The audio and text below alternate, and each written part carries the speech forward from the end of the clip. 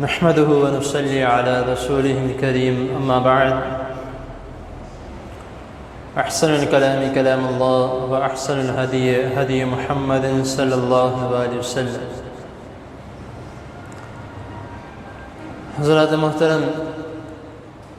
اللہ تعالیٰ کی توفیق سے باب صفات الصلاۃ، نماز کی صفت کا بیان، نماز ادا کرنے کا مسنون طریقہ آپ کے سامنے اختصار کے ساتھ بیان کیا جا رہا ہے۔ درود شریف کے متعلق ہمارا ٹاپک چل رہا تھا۔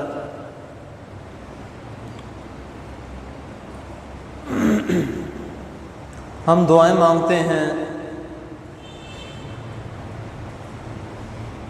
نماز بھی پڑھتے ہیں، لیکن جتنی مرضی دعائیں مانگ لیں، اگر اس میں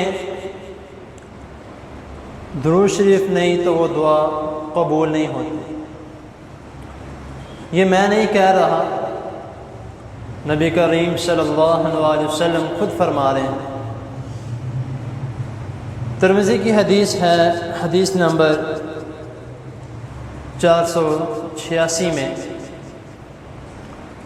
حضرت عمر بن خطاب رضی اللہ تعالی عنہ بیان کرتے ہیں کہ رسول اللہ صلی اللہ علیہ وسلم نے فرمایا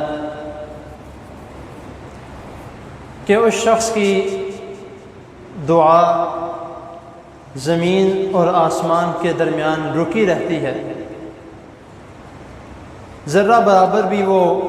اوپر نہیں اٹھائی جاتی، یہاں تک کہ جب تک کہ وہ شخص رسول اللہ صلی اللہ علیہ وسلم پر درود نہ بھیجے،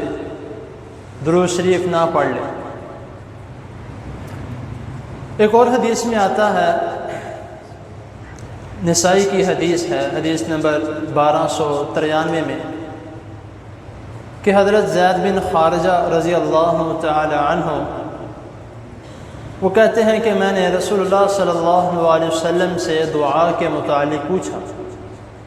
تو نبی کریم صلی اللہ علیہ وسلم نے فرمایا کہ مجھ پر درود بھیجو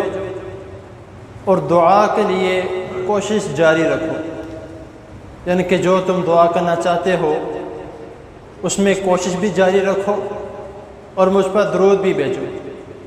اور یہ بھی کہو اللہم صلی علی محمد۔ اگر اتنا بھی کہہ کر تم اپنی دعا مانگتے ہو یا اپنی دعا کو مکمل کر لیتے ہو تو اللہ تعالیٰ تمہاری دعا قبول کر لے۔ اب یہ جو نماز ہے، یہ سبحانک اللہم یا اللہم باعد بینی سے لے کر سلام پھیرنے تک ساری کی ساری دعا بھی ہے، شفا بھی ہے، نماز بھی ہے، رحمت بھی ہے، تو اللہ تعالیٰ کی حمد و ثنا بھی ہے۔ جب ہم دو سجدوں کے درمیان بیٹھتے ہیں تو ہم کیا دعا کرتے ہیں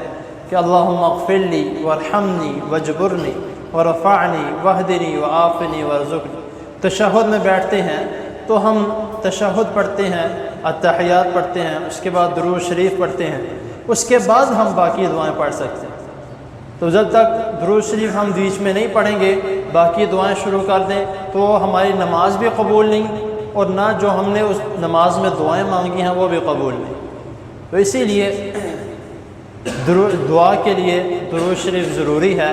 تو جب بھی دعا مانگے، عام طور پر بھی جب آپ انسان بیٹھا ہوتا ہے تو اللہ تعالیٰ سے دعا مانگتا ہے تو کوشش کرے کہ مختصر صحیح، یعنی کہ اللہم صلی علی محمد، جس طرح میں نے نسائی کی حدیث کے بارے میں بتایا کہ آپ مختصر سے، یعنی کہ اتنا پڑھ لیں، اتنا پڑھ کے آپ اپنی دعا کو جاری کر لیں، اپنی دعا مانگیں، دعا مانگنے کے بعد ایک مرتبہ پھر درود شریف پڑھ لیں، تو انشاءاللہ تعالیٰ اللہ تعالیٰ کے ہاں پوری امید ہے کہ اللہ تعالیٰ اس دعا کو رد نہیں کریں گے، اور اس نماز کو بھی انشاءاللہ تعالیٰ اللہ تعالیٰ رد نہیں کریں گے جس نماز میں درود شریف پڑھا جائے۔ تو اللہ تعالیٰ کے حضور دعا ہے اللہ تعالیٰ ہمیں